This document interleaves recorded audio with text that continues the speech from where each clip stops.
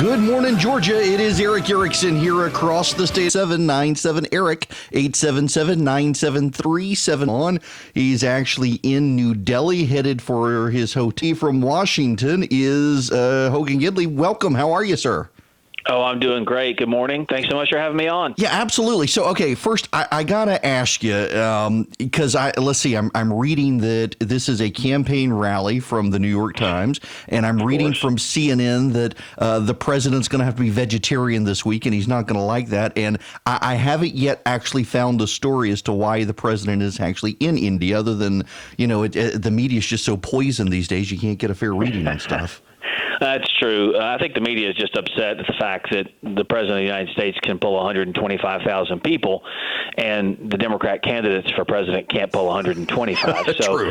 that's probably part of the resentment there. But look, this is about trade, no doubt. The president wants to expand markets, particularly in the energy sector, with India.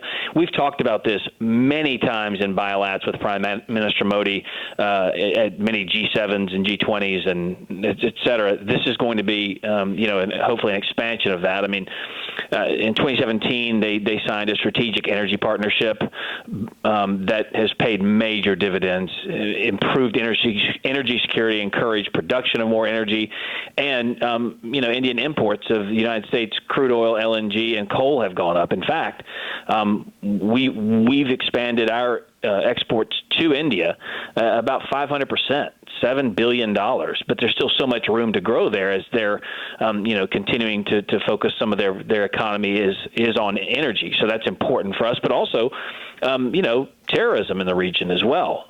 India is a partner and ally there. It's democratic, and we want a safe and secure Indo-Pacific region. And so,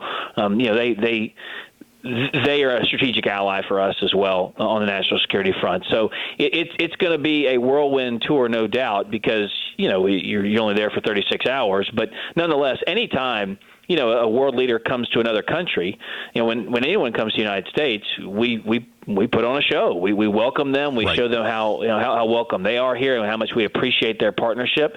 This is no different. India wants to prove that they're partners and allies with the United States, and they are. And so that's what this is about. Well, I want to ask you that. And if you're just tuning in, I'm talking to Hogan Gidley. He's the Deputy White House Press Secretary, the president being in India for a tour there. Hogan, it is the largest democracy in the world, and the United States of the past, particularly under the Obama administration, could never seem to decide how much of an alliance it wanted with India, when there are so many people who look and say, just given the Chinese situation, the destabilizing situations in the Middle East, India should be a natural partner to us. And there seems to be a lot of confusion, or has been confusion in the past, in that relationship.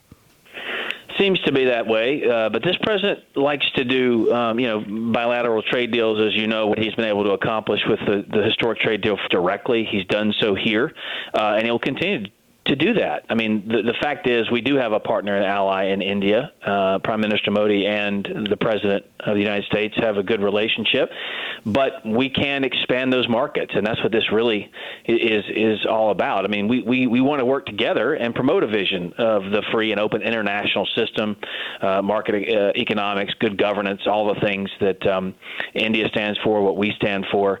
And so, it makes sense for us to have that strategic partner. Candidates. I want to get your reaction real quick on the story. I feel obligated to ask you this. It seems very clear from now CNN and get the same heads up that the Bernie Sanders team got on intelligence matters regarding Russian, and was wondering if you can clarify that for the listeners as to what the actual story is there.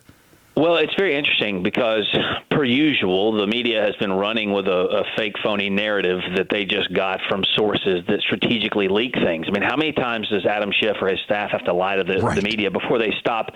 The whole thing is swirling around on itself. First, the narrative was one thing, then it became something else, because no one had the guts to go on the record until our administration did. And the two people that went on the record, NSA O'Brien and Mark Short from the vice president's office, went on Sunday shows and said, listen, the president asked some type of tirade. He just wanted to know what's the deal. So we went on the record saying this, and everyone else who's trying to stay in the shadows and use the willing accomplices in the media to do their bidding and who don't have the guts to actually put forth a real statement on the record. We do, because we know what happened there. And it appears as though we, again, are the only administration recognizing the fact that other countries try and meddle in our elections. We know that. We've prepared for that. I mean, it was Barack Obama who knew about Russian election interference and did nothing about it. So we're standing up and trying to make sure it doesn't happen in the future, and that's what we're going to keep doing. Well, look, thank you for that. And don't mean to put you on the spot. I know you were calling in to talk about India. It seems like a ridiculous story, and everyone forgets. No question. And this whole Russia narrative, I mean, they're going back to the well here. It's right. the same. It's the same. Barack Obama didn't.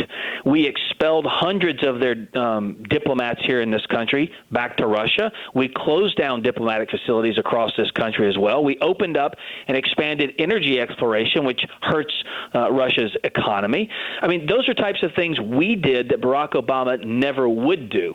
So the fact that somehow, we're in cahoots with Russia is just a flat-out lie, and they know it. But for some reason, they're going back to the well with this because they think they can gain some ground. Well, and let me bring this full circle with the last question for you. I started with CNN's. I mean, literally, I got on the web yesterday, having been gone for a while, to start doing research. And the major story at CNN.com yesterday was not on the purpose beef every single time I went to India. And it really does seem like everybody talks about media bias here, but it just seems that there's no way around the press trying to create soap opera with everything the president does. How do you guys operate moving forward with this, where the media clearly tries to find a way to blame the president for anything that happens and won't cover a story if there's not a presidential angle? Right. It's not just media bias. It's media buffoonery. I mean, what they're pushing here is just a story about not eating meat. I mean, it's just insanity. 93% of the coverage on this president is negative. The top three, ABC, NBC, about 8 to 9 minutes, and they covered impeachment in Ukraine 900 minutes. Mm-hmm. Now, that's a clear bias. And when you see leaked audio, leaked video proving that the New York Times, CNN, ABC were all designing, their news platforms to try and erode this president's success or ignore it. It's terrifying. But what's so encouraging is, despite all of that, the president's numbers are through the roof right now in popularity. I mean, 90% of this country believes they're doing pretty good. Right. Those are historic numbers. His numbers have turned around. And honestly, my little own political theory is, you and I both have been in politics for a long time, Eric. I think when people went home for Thanksgiving and Christmas, they got with their family members, immediate and extended, and looked around the table and said, guys, we're doing a lot better than we were before. The job prospects are there that weren't there in previous holiday seasons. And this guy who's sitting in the Oval Office is the one changing policy to make sure our families can succeed. And I think no amount of media coverage in the negative of this president, or trying to smear or slander this president, is going to impact real results for real families when they know they have more money in their pockets, they can spend more, they can save more, they're making more because of this president and his policies, and that's going to win the day every time. Hogan Gidley, thank you very much for stopping by, and good luck to the president on this trip. Thanks so much. Have a great day. You too. Hogan Gidley, Deputy White House Press Secretary, the president in India, and that was the purpose of the call. But I was struck yesterday. I went to CNN.com. This was the major story. This was the number one story. Trump braces for a beef-free menu in India. This is the beginning of the story, the lead here. When President Donald Trump travels abroad, be it to Saudi Arabia or Singapore, his hosts usually try to make him feel at home with his favorite meal, steak, with miniature bottles of ketchup on the side. But what's a beef lover to do in India? The president, whose diet is often a rotation of steaks, burgers, and meatloaf, faces a potential shock as he prepares to travel to 3 Indian cities this week. His trip includes stops in Gujarat state, Agra, and Delhi, where Hindus are the majority and cows are revered as sacred. In some neighborhoods, meat eating is so taboo it's not done in public.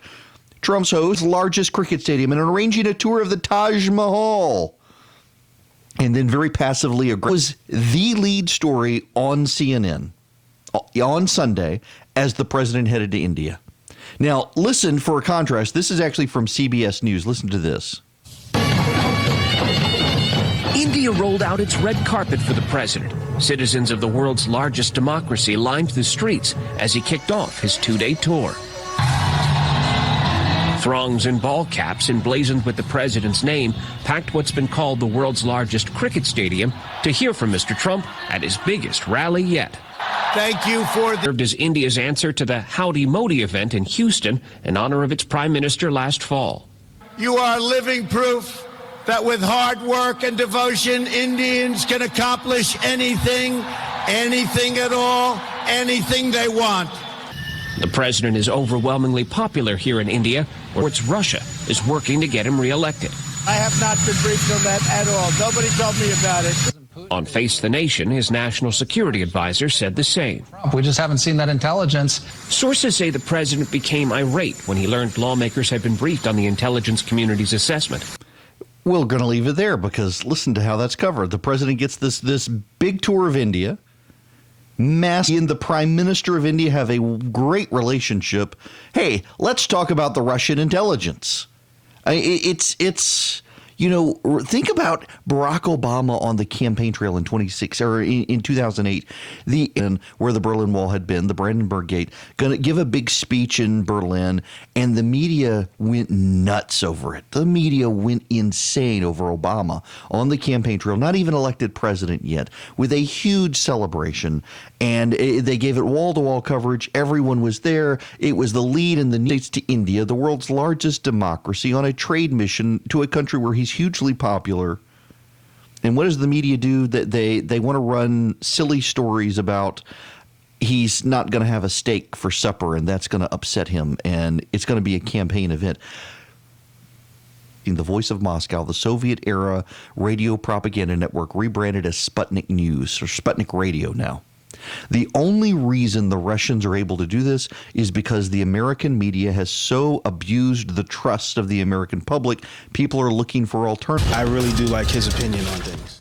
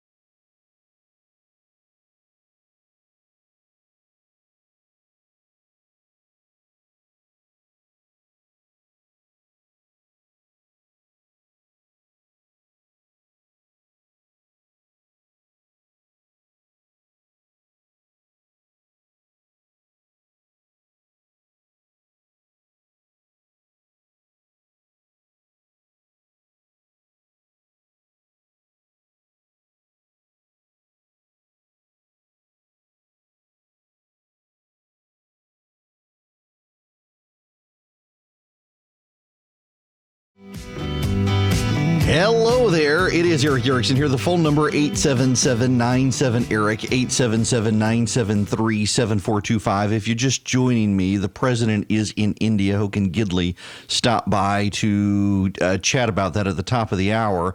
And the Democrats are in complete meltdown over Bernie Sanders. Man, you've got a number of Democratic congresswomen from Florida who are blowing Bernie Sanders up this morning for this comment on a 60 Minutes interview last night. Here he is explaining why the Cuban people didn't rise up and help the U.S. overthrow Cuban leader Fidel Castro. He educated the kids, gave them health care, totally transformed the society. We're very opposed to the authoritarian nature of Cuba. But, it's unfair to simply say everything is bad. When Fidel Castro came into office, you know what he did? He had a massive literacy program. Is that a bad thing? Even though Fidel Castro did it? There's a lot of dissidents imprisoned in Cuba. That's right, and we condemn that. Unlike Donald Trump, let's be clear, I do not think that Kim Jong-un is a good friend. I don't trade love letters. North Korea has a 99% literacy rate. Maybe at least that's what they claim. Maybe Bernie Sanders should be proud of them. Y'all, this is crazy that Bernie Sanders is on national television praising the Cuban dictator for his literacy program. That is, I'm actually impressed he was willing to do that. But that's part of the problem with Sanders, is it not? I actually want to spend some time in the country right now. There's actually a story in New York Magazine today as a story that Mike Bloomberg's staff have taken as the nominee if they don't start backing Mike Bloomberg. Now, for perspective, Joe Biden actually has delegates in the Democratic primary, and Mike Bloomberg has 0 delegates. He's not even on the ballot until March, and yet the Bloomberg team thinks that people need. Right. Well, first of all, I won't mention names, but I get any number of calls from panicked congressional incumbents. I know what's happening out there. I got a real good idea. The entire theory to say that they're as stupid to a political scientist is a climate denier is to an atmospheric scientist. So whatever you do, if you want to vote for Bernie Sanders because you feel good about his program, because you don't like the election because he'll galvanize heretofore sleepy parts of the electorate, then politically you're a fool. And that's just a fact. It's no denying it. There's so much political science, there's so much research on this that it's not even a debatable question. And fact that they need before they make this judgment going forward. Carville is out there telling people there's no way Sanders wins, but he'll vote for Sanders in November. And you're getting that from a lot of Democrats. I find it personally very funny that for 4 years, the Democrats have told everyone that Donald Trump is an authoritarian racist. And now they're going to back a communist anti-Semite. Oh, but Sanders is Jewish. Yeah, okay. So he's out blowing up AI PAC today, the American Israel, Ilhan Omar, and others.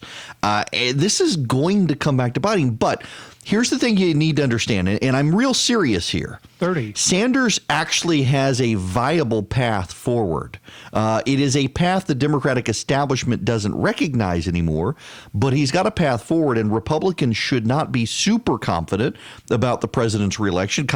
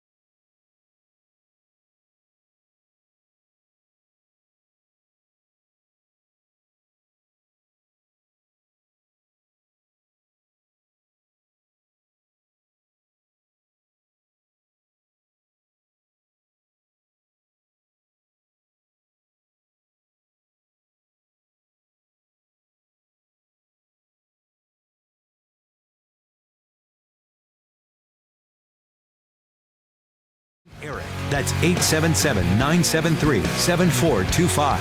You can. As a matter of fact, the phone lines are open. 877-97-ERIC, 877-973-7425. The thing is, look, in 2016, there was a rebellion in both parties. And the Republican Party took the form of Donald Trump. The Democratic Party took 57% of our vote in 2016. You can't forget that.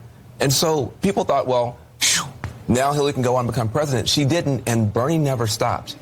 I was in San Francisco like 3 years ago, and Bernie was there talking about Medicare for all with 8,000 people, and it wasn't even making a very good point. There is a lot of pain at the bottom of our party. There's a lot of pain in this country that doesn't get talked about enough. And he speaks to that over and over and over again. And I think that there's a power that comes from being witnessed, being recognized in your pain and in your suffering.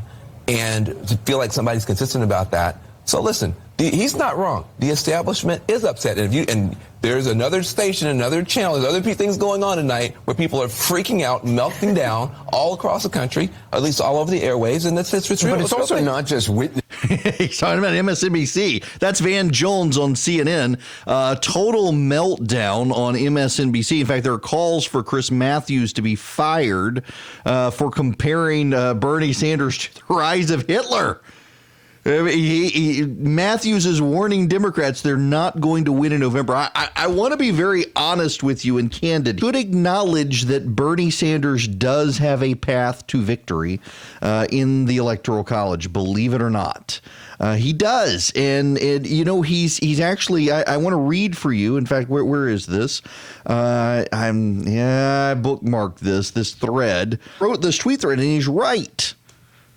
It may not be as easy as a Mike Bloomberg win, but you got to remember, one of the things Hillary Clinton did in 2016 is she decided to try to beat Donald Trump by making it helped them pick up seats like, for example, in 2018. It didn't help Hillary Clinton, but it evolved to some degree with ground game operations. So by 2018, Democrats were more competitive in some swing districts that had not previously been swingy, like Karen Handel's district here in the 6th Congressional District in Georgia that went to Lucy McBath. And Republicans are privately grumbling on whether or not they can take it back or not this time. Well, Bernie Sanders helps them tremendously in that. But here, this from Luke Thompson. It is absolutely multiple factors are causing media types to underrate Bernie. First and foremost, our horse race political media isn't sending their best. They're sending fabulists. They're sending grifters. Some, I'm sure, are good people. It's also a very play along or parrot the conventional wisdom. These folks tend to fetishize the suburbs and overrate their importance in statewide races. At present, the burbs determine who will control the House. They're only part of the story for who wins the White House and the Senate, which comes down to a dozen statewide elections. Base voter mobilization in rural and urban areas is important to statewide elections. It matters in the burbs, especially as their demographic makeup changes. But persuasion is generally the name of the game here. And while, again, that's important, it's not every Democratic-based mobilization. Bernie turns out young people. He's doing well with Latino voters. We don't know how he's going to do with black voters, especially older black voters in a general. Last time he struggled in the primary. This time it's up in the air. That'll be key in the states of the upper Midwest. But there's no reason in Pennsylvania, which combined for 56 electoral votes. Florida has another 29. Bernie probably gives Trump Florida and Nebraska's 2nd Congressional District. Nebraska divides up its electoral college votes.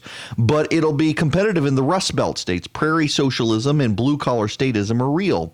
By contrast, Trump has some low-hanging fruit on the electoral map. New Hampshire, Minnesota, and Maine's electoral college vote are all reachable, especially given the high third-party voting in Minnesota. But that's 16 electoral college votes combined. Bernie would likely do well in Minnesota and New England. Is a good match for Sanders' candidacy. So Sanders, much more than other Democrats, checks Trump's ability to grow. He probably grows Donald Trump's margins in North Carolina, Florida, Arizona, and Georgia, and shrinks his own margins in Virginia. But he would likely hold Nevada, Colorado, and New Mexico, and Virginia. At the same time, Sanders might be the death knell for the Democrats in the suburbs, and he poses real problems for Democrats in the Senate in Arizona, Colorado, and Georgia.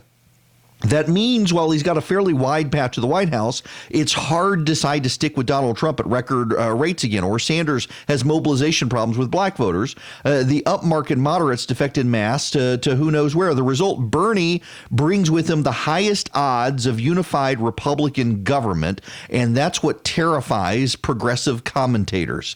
If Trump wins re-election, does he retake the House, or does the Democratic House majority survive? This is the issue here. Bernie Sanders can really win, and Republicanically convinced that there was no way Donald Trump could win. And in fact, the Hillary Clinton team encouraged people to get into the Republican primary to make Donald Trump happen. And look what happened. Donald Trump wound up winning. And what do the Democrats have to do? That Hillary Clinton was a terrible candidate. To this day, Democrats refuse to admit that Hillary Clinton screwed things up. And the Democrats now are in a complete, abject, total meltdown over Bernie Sanders. And the reason is not because of Sanders. The reason is the Senate. They want the Senate. And Bernie hurts Democrats' chances in the Senate and also in suburban swing districts. So even if Bernie Sanders won, here's the other thing. Even if Bernie Sanders won, the odds are that the Republicans, if they don't in 2020, by 2022, they take back the House. But there's something even more important than that you got to remember. But seriously, what else is on the ballot? It's not just president.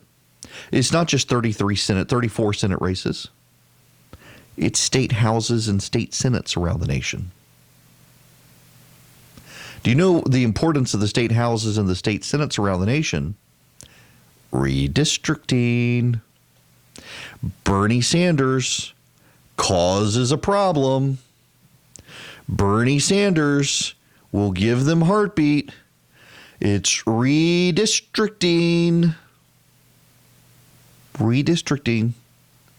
They're going to have a problem.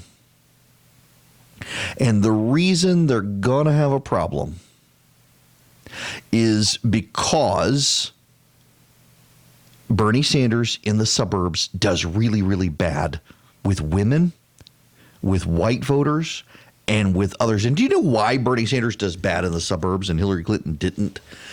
Despite a lot of data out there showing suburban voters tend to be, they're moderate voters, they are super conservative when it comes to their 401k. And if you screw with the voters' 401k, they're going to have their revenge. And for the longest time, suburban voters, including up to the run-up to 2018, suburban voters thought that Donald Trump was going to undermine their 401k. Suburban voters thought that if they went with Donald Trump, they were going to go broke. Their retirement was going to go in the trash. The president was going to tank the stock market. It turns out he didn't. Stock market's still getting to all-time highs. Except today. We'll get to that in a minute. And Bernie Sanders now comes along and wants to completely undermine the existing American economy. That's not going to play well in the suburbs. By the way, the Dow is down 804 points right now, 15 minutes after markets opened, 804 points down. NASDAQ's down 281 points. The New York Stock Exchange itself is down 366 points. All major stocks indices are down because of the coronavirus. Remember all that talk 2 weeks ago and last week that, hey, the coronavirus, we're doing well. It seems like we've beaten it. It's going to, nope. Turns out cases are exploding all over the world. I want to spend time on that when we come back. But so the markets are down today, but it has everything to do with the coronavirus in China. It has nothing to do with the president's policies. The president's policies have stabilized him. Bernie Sanders, he's got himself some problems here, and the media, of course, totally freaking out about this. Here's Joy Reid on MSNBC. Voter, and you know that buying Florida, he's gonna have to figure out, like, if I don't have Florida, and I will tell you that I'm almost 125,000% confident that he would not get it. Where is his pathway? That's just the sensibility of the voter. Yeah. I mean, and Marie, Karine, with Barack Obama, we made the point earlier, it didn't work because, they tried to create, he's a Kenyan Marxist, all the stuff that was just ridiculous. And they did try to use the same sort of vibe. It just didn't work with him. What happens when parts of it are true, right? When you have tape of him praising, Fidel Castro, like that's the stuff that hasn't come out yet. What happens and how does Russia wind up being able to weaponize that? Just so that we're prepared for it. And by the way, for the Sanders supporters on social media, this isn't to slam him. You need to know this too. If you support him, you need to know this is coming. So go ahead, Karine. Yeah, the opposition research. Here's George Stephanopoulos making largely the same point on ABC News. They know there's a lot of dirt on Bernie Sanders. The question is, who's going to take these questions surrounding socialism to Bernie Sanders at the debate? Well, I think right now, there's a two-part problem. One, everybody's about to do that. And the problem is you need one person, and this happened, we saw it in 2016. I want to get back to this one point. The coalition that President Clinton, President Obama put together, a coalition for congressional majorities in both 2006 and 2018, is totally different from anything Bernie Sanders is talking about. He doesn't care about that metropolitan majority, welcoming independent swing voters from the suburbs into the Democratic Party. This has been tried. We just saw it in Great Britain. Jeremy Corbyn went down dramatically. And this is upending. Now, it may prove something that has not been proven, and politics and economics and culture and social issues have upended that and scrambled the eggs, so to say. But I think this is a strategy, and here's a test. Not one of the congressional Democrats who flipped a red to blue district in 2018 have come out and endorsed him. Yeah, you notice that? Not a single one of the Democrats who flipped a district from the Republicans to the Democrats in 2018 is endorsing Bernie Sanders. We'll see how he stands up. Who's the messenger? See, I agree with Sarah about him being vetted, but who's going to do it? The gun question wasn't asked.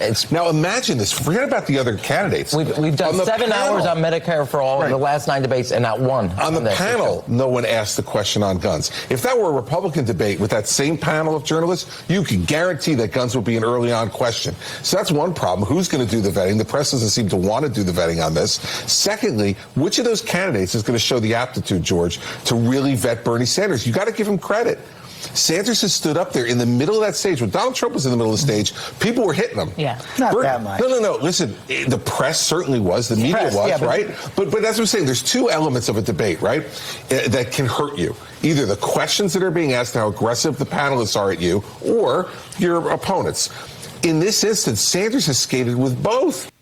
He has, because they had to go after Bloomberg. This is, Donald Trump got more attacks on the stage in 2016 from Republicans than what Bernie Sanders has gotten. And the thing that people forget about Donald Trump is that he punched back harder on the stage. Sanders has not done that, but they've avoided doing this to Sanders. It's actually kind of funny to see. And the moderates, of course, in Nevada are breaking up. Sanders, we still don't, by the way, know the total vote in Nevada.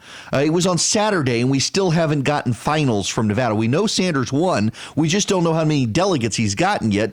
John Ralston, one of the big reporters out in Nevada people pay attention to, talking about what happened with the moderates in Nevada over the weekend. White voters didn't call themselves liberal, called themselves more moderate conservative, a lot of Hispanics, a lot of African Americans, and they still ended up supporting Bernie Sanders.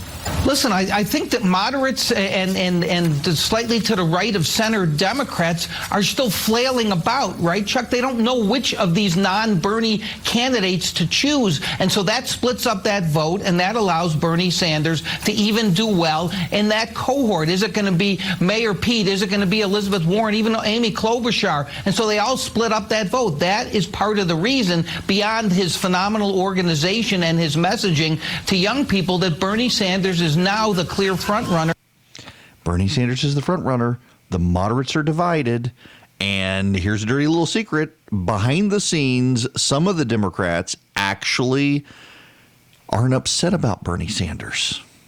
Behind the scenes, some of them kind of like it. Now, they're divided on their liking. Some like it because they actually like his policies, even if they can't publicly admit it right now.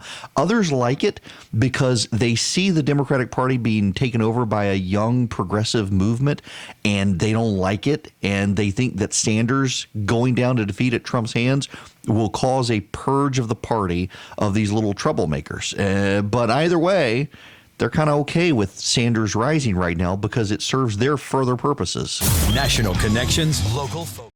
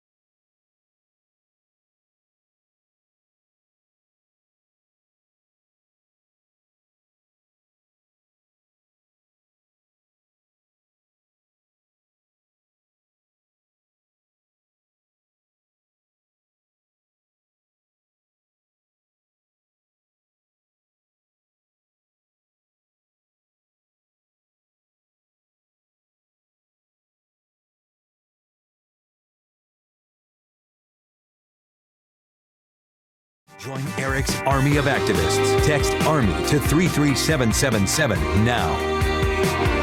It is Erick Erickson here. The phone number 877-97-ERIC, 877-973-7425. Joining me from Decatur is Jim. Welcome. Oh, thank you.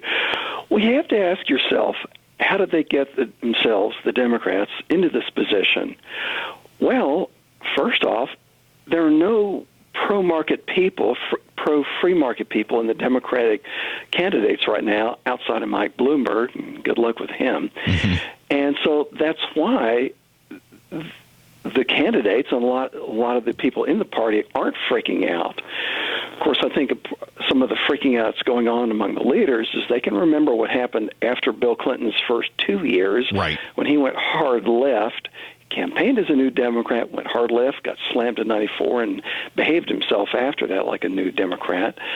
And Obama decided to fib a little on, if you like your plan, you can keep your plan, and got slammed and, sort of behaved himself after that. Now they've got somebody who's just out in the open, left wing, and enough Democrats think they want that right now. And so they're stuck with it. Right. And Jim, there's something else here as well. Is a lot of the older Democrats were teenagers when McGovern campaigned against Richard Nixon. And they remember the complete meltdown of the Democratic Party in 1972, where Nixon ran hard on crime against the hippies, et cetera, et cetera, et cetera. And it hurt the Democrats badly. They were only saved by the Watergate scandal in 76. And there are a lot of older Democrats. This was I played the audio of Chris Matthews the other day. Let me see if I can find this. This is worth playing because this is Chris Matthews' big concern. Where is Matthews here? Listen. And I hope that the candidates who have been telegraphing their punches against Senator Sanders, are actually going to deliver them. I mean, I hope they actually do what they promised to do. Are they going to go after him about the bad behavior of Bernie's supporters or not? Is this how they do things in Denmark? Nobody just says the obvious. Bernie, you're full of it. None of this is going to get passed. They're just pandering to the Bernie people. And you know what pandering gets you? Nothing. It certainly doesn't get you respect. They've got to get out there and say, I disagree with socialism. I believe in the markets. Right. I think he's wrong. I think he'll never get it done. And in this country, we'll never go that direction. And by the way, we'll lose 49 states. And I was there in 1972 at the Democratic Convention where the people on the left were dancing in glee. I saw them. They were literally, John Kenneth Galbraith, dancing in a circle. They were so happy that they defeated the moderates like Tip O'Neill and Dick Daley, and they went on to lose 49 states in their glee. So that can happen again. So they're so worried about that. They've got to be true. Look, they have poured all of this energy into beating Donald Trump for 4 years. And now they're on the verge of nominating a guy who's got a path. It is a path the Democratic elite don't understand. And I want to talk about that some when we come back, in addition to the coronavirus stuff. It is a path the Democrats don't understand.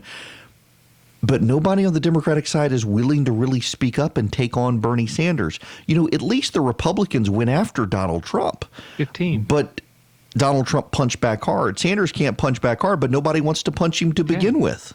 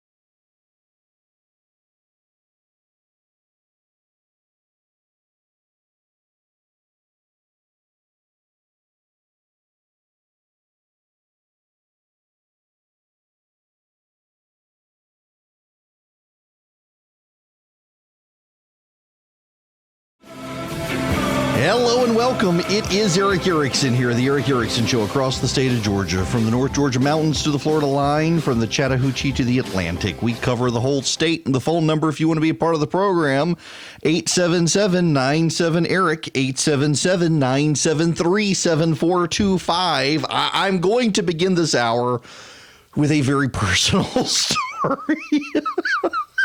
Y'all, I had to fly to Colorado on Friday to give a speech to the leadership program of the Rockies at the Broadmoor Hotel in Colorado Springs, which I've never been to. What an incredible place. I want to go back and take the family.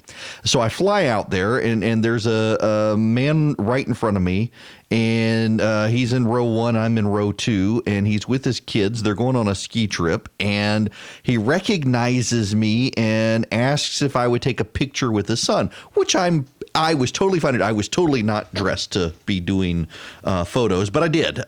So then the woman across from me wanted a picture, and then the flight attendant came up and asked if she could get a picture.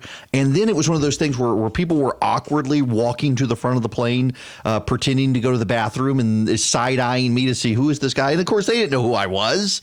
It was so awkward. But so I get out there, give my speech. I go out Friday, drive from Denver to Colorado Springs, and then drive back Saturday after my speech, and so I can be home Sunday night. I get on the plane in Denver. I am in row 4. Yes, I am flying first class. I make no bones about it. And as I am standing trying to get to my seat, the woman sitting by the window, I've got the aisle seat, she's got the window, she is already throwing up. Now, I had seen her before the plane. She was in a wheelchair. Her husband and a doctor were with her, and they were getting her on the plane. And I get on the plane, and she is puking in the little doggy bag on the plane. And just trying to, I felt so bad for her. I really did. I mean, she looked absolutely miserable. And I'm thinking, oh, Lord, I'm sitting next to someone who has the flu. And I sit down and I grab the little throw up bag in my seat back pocket, and I hand it to her and say, you might need another one of these. And she says, I'm so sorry. I've never been here before. And I have altitude sickness, and my husband and my doctor are making me leave. I've thrown up for 24 hours. I felt so bad for this poor woman. And they had given her Dramamine and Aleve, and she was still throwing up. And it's a 2-hour, 45-minute, 3-hour flight from Denver, and we got stuck on the runway because of wind. And then we left, and we had to change routes because of turbulence, and we hit the turbulence, and it was like scenes from The Exorcist in row 4. It was so bad. And I felt so sorry for the woman, and I was so disgusted. I got to give a shout out to the Delta flight attendant who let me come hang out with him in the galley as she's throwing up despite the turbulence. I'm up there just trying to not get thrown up on. And as we start to land in Atlanta, it gets even worse for her, and she starts throwing up again. And it is like 10. We should have been in at 8. We're in at like 10 o'clock. And I get off the plane. I've sat next to this woman on and off for 4.5 hours. The flight attendant at one point came up to me, gave me a glass of bourbon, and said, "Here, the alcohol will kill the germs." So I land in Atlanta. And I call Chris Burns, who guest hosts for me on this program.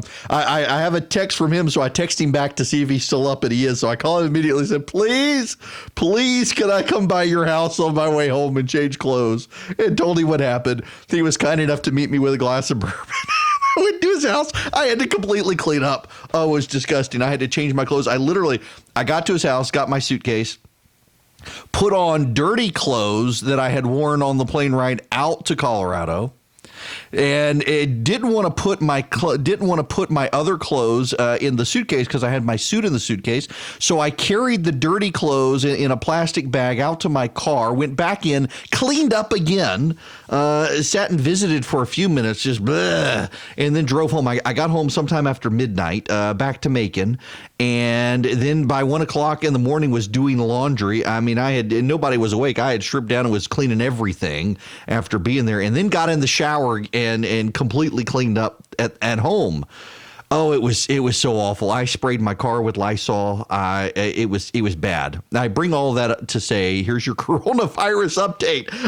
I had to joke with poor Chris, like, I'm sorry if I give your family the coronavirus. I felt so bad for that woman, and I made sure she was okay. Before I left, they let her off the plane first because she had to catch a connecting flight.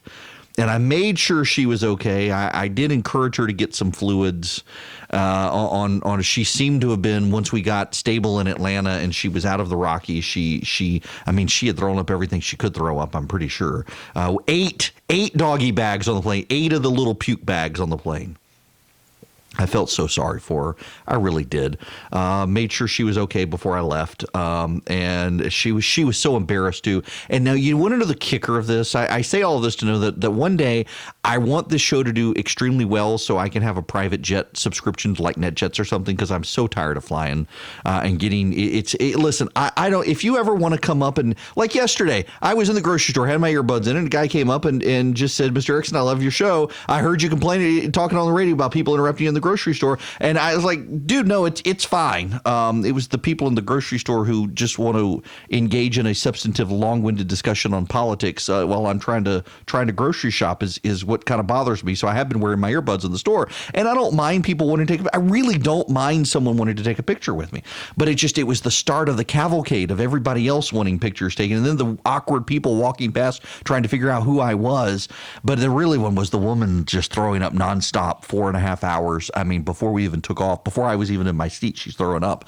I'm thinking, what do I need to do to get really successful and rich so I can have NetJets, or can I find a sugar daddy or something? It was bad.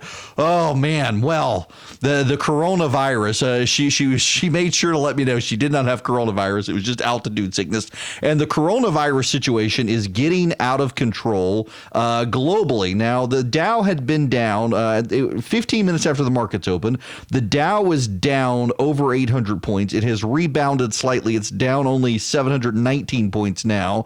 NASDAQ down 262 points, 13 after the hour here. And the New York Stock Exchange overall down 359 points. It is all a reaction to the coronavirus, which we were assured by our bettors in the media that the coronavirus situation was improving. I mean, this was the talking point. Distinctly, I remember this last week. The media saying we were actually improving the situation, that the situation was improving, the situation was on the rebound, and we were going to be fine. And now suddenly you've got churches in Milan and Venice are canceling Mass, the Catholic Church canceling Mass in Italy. So tomorrow is Mardi Gras. And in Venice, it's a huge deal, and they're canceling the annual festivities in Venice because of the coronavirus. They hadn't done that in a long time. In Iran, they're canceling schools because of coronavirus. In other parts of Europe, they're limiting social interactions. We've now got reports in South America as well that there are limited interactions and quarantines. In South Korea, there is a 1.5 mile long line of people trying to buy face masks. Korean cities, they've gone to, I think they call it a red emergency in South Korea. I think that was the term I read earlier. That is the highest level emergency in South Korea. It allows the government to begin quarantining cities. They're beginning quarantining cities in South Korea. And by the way, we have a federal judge in California who has prohibited a quarantine in Southern California. There are people in Southern California who have the coronavirus. And there is a hospital in Southern California that is used as a quarantine treatment facility. The government of California and the United States government have insisted on taking people there, and a federal judge is blocking them from taking people to that hospital in that city, claiming the city needs more information. Now, there are a couple of things you need to know. This country has a more robust healthcare system than many of those that are dealing with the situation right now. You will note the trend lines are China, South Korea has problems, Italy has problems, Iran has problems. Most of those, including Italy, by the way, vastly more dysfunctional than the United States. That is something you do have to be mindful of. And you also have a situation where we do have better healthcare facilities and better access to healthcare in this country. And you do have to understand that we have become so dependent on China for a host of issues that it is becoming problematic economically for us to deal with the situation in the world globally because of the problem. Now, here's I want to read you this from Axios. This is, I'm stumbling because I'm trying to find this. About 150 prescription drugs, including antibiotics, generics, and some branded drugs without alternatives, are at risk of shortage if the coronavirus outbreak in China worsens, said two sources familiar with the list of at-risk drugs compiled by the FDA. China is a huge supplier of the ingredients used to make drugs that are sold in the United States. The FDA declined to comment on the list, but said in a statement that it's keenly aware that an outbreak could affect the medical product supply chain. In response to reporting from Axios, Senator Josh Hawley said today he's sending a letter to the FDA calling the degrees of U.S. reliance on China for drugs inexcusable. Lawmakers have voiced this concern before, including Adam Schiff, who wrote in an op-ed last year in the Washington Post, depending on any single supplier for such life-saving goods would be troubling, but when the supplier is China at a time of rising tension and conflict, it's a national security issue that demands the attention of the administration and Congress. Now, what are the drugs? The FDA is declining to comment on the list, but there are 150 of those drugs. I'm trying to find listings for them, but it's actually kind of hard to find the listings of what those drugs are. But again, antibiotics, among other things, are there. Now, new cases of the coronavirus have been rocking the stock markets of Japan, South Korea, and Italy as those countries are ratcheting up the situation. Asian stock markets tanked overnight. The South Korean index dropped 4%. Australia's dropped 2.3%. Hong Kong's dropped 1.8%. Asian Pacific stocks outside Japan touched their lowest since early February. Currencies are being sold off, led by the Japanese yen and the Korean won, have fallen to their lowest levels. The euro clawed back some losses against the dollar after dropping last week. The S&P 500 futures were down. The S&P right now is down. The South Korean president is calling for emergency steps in this time of emergency. That's his actual phrase, emergency steps in this time of emergency. There are 150 new cases of the coronavirus. The number has grown to 833 infections in South Korea. Italy has introduced emergency measures, including quarantines for several northern towns. The cases spiked from 3 to 132 in a matter of days. It's now closer to 200, making this the largest outbreak outside of China. Iran has confirmed its first infections last week, 43 cases and 12 deaths. Finance ministers and central bank governors, the world's largest countries, are pledging to enhance global risk monitoring and warned the coronavirus posed a serious threat to global growth. Now, can I make a crass point? And it's a crass point, and I know going into it is a crass point for which crass point for which some progressives would blow me up for it. But you know, and I know that the Democrats will use this as an opportunity to go against the president if this situation worsens or it causes an economic recession. They will seize on this and blame the president, even though it is China causing the problem with its handling of the coronavirus. Never let a crisis go to waste. It's one of the slogans the Democrats rely on. Never let a crisis go to waste. If the coronavirus becomes a crisis, you know and I know the Democrats are going to use that crisis against the president, which is why this White House needs to be all hands on deck in dealing with the situation. Erick Erickson gives you the information you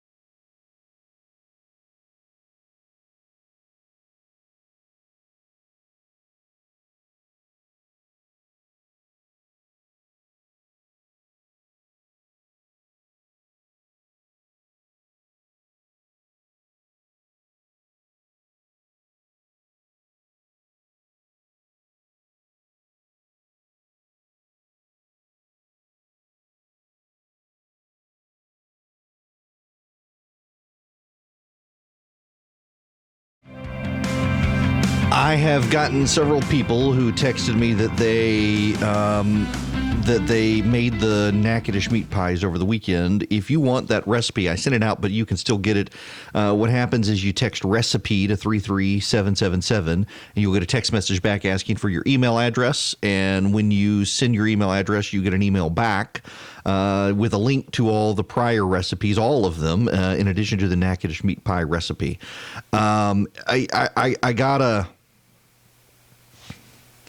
I have to tell you that I am befuddled by a lot of the conspiracy theories out there on the coronavirus, and also a lot of the pushback on reasonable questions on the coronavirus. And the reason I raise this is because, if you will recall, Senator Tom Cotton raised questions about the coronavirus, and did it come from a lab in China? There is a research laboratory in China. And in the research laboratory, they have experimented with coronaviruses. This is not a disputed fact that there is a bioweapons laboratory in Wuhan where the virus came from. And that bioweapons laboratory does experiments with the coronavirus. Here's Tom Cotton. Maria, the situation is very grave. In part, example, how many people one person can infect once they have the virus, the extent to which it's contagious before Benjamin Franklin, and why the president was so smart to ban travel coming from China just a couple weeks ago, so we didn't have more than 20,000. The thing is, there is a woman who tweets out about China, and you will recall excoriating Tom Cotton for suggesting that maybe this virus came from a lab, and she is followed, I am told, very reliably by our national security team, because she notes that there is an article from a Chinese government website that is now saying the coronavirus and that Ebola was made by the United States to kill Africans. COVID-19 is the name of the coronavirus. They're calling it now. And Jennifer, COVID-19 and SARS in a lab to kill the Chinese. And what's saying this, I don't agree with the article, but the world needs to see what the Chinese Communist Party is telling Chinese citizens to incite hatred towards the United States and the West. Also, they're kind of admitting COVID-19 is lab-made. In fact, the New York Post has a report out that it is most governing bodies are concluding, in fact, that this was an accidental release from that Chinese laboratory. Again, Tom Cotton suggested this. The senator from Arkansas suggested this, and the Washington Post blew Tom Cotton up and said he was peddling conspiracy theories. And it is increasingly likely that COVID-19 is lab-made. And you've got the Chinese Communist Party admitting it is lab-made, but claiming it's made in an American laboratory designed to kill Chinese. Now, where do we stand on this? Well, I've got the numbers for you. There are a lot of people who want to know what the totals are. Let me give them to you. Right now, there are 79,441 cases. 77,150 of those are in China. There have been 2,620 deaths. The flu, for perspective, the flu has killed more people already this year than the coronavirus. In fact, more than 100 kids in the United States have died in the last 2 months from the flu. Far more deadly than this, but this continues to spread. When we come back, I want to give you the census numbers, if you will, country by country, 15. Where this virus is, and some of the responses from these countries. Before we move on, we got a lot of other news about Bernie Sanders and more when we come back.